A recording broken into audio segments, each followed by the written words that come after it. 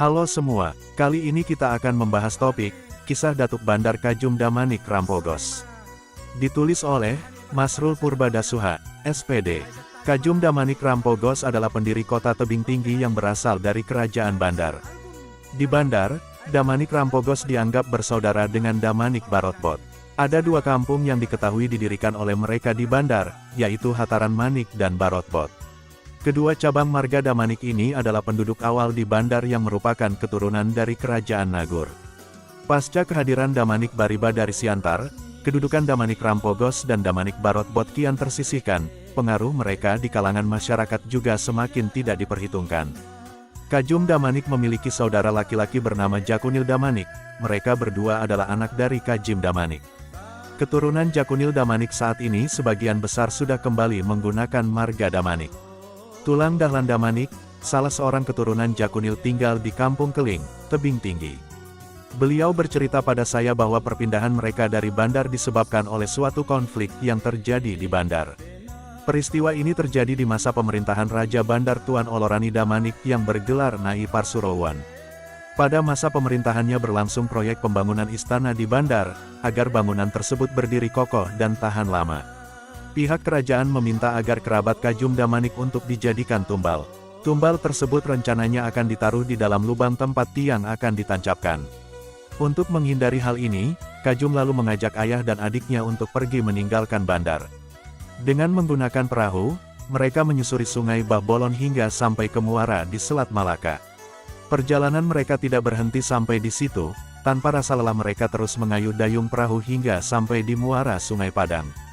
Dari sini mereka naik ke hulu dan membuka kampung bernama Tanjung Marulak. Kajum Damanik kemudian mengajukan diri untuk bekerja di Kerajaan Padang, ia pun diterima.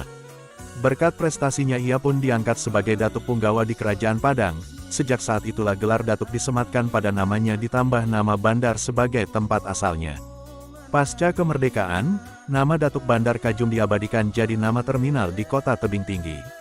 Tambahan kisah. Menurut tulisan cendekiawan Simalungun Muhar Ontatok dalam blog Tebing Tinggi dalam catatan, tanggal 30 Juni tahun 2013.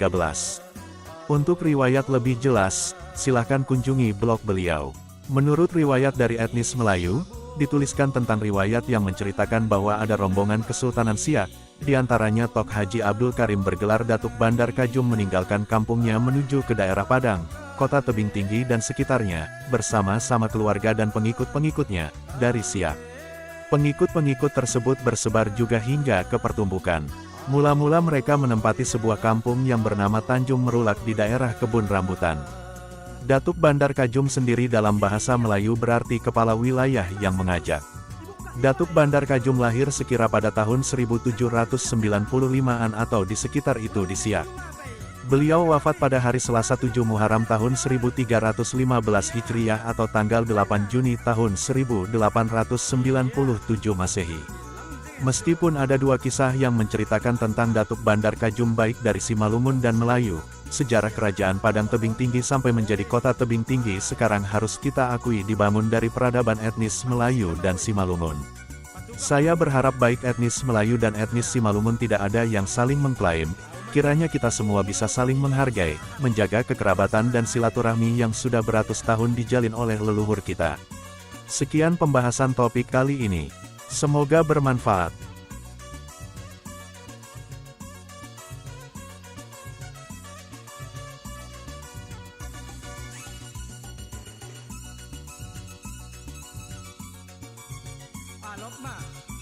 Alok mah buru hilang nah. Kurang lebih yang anak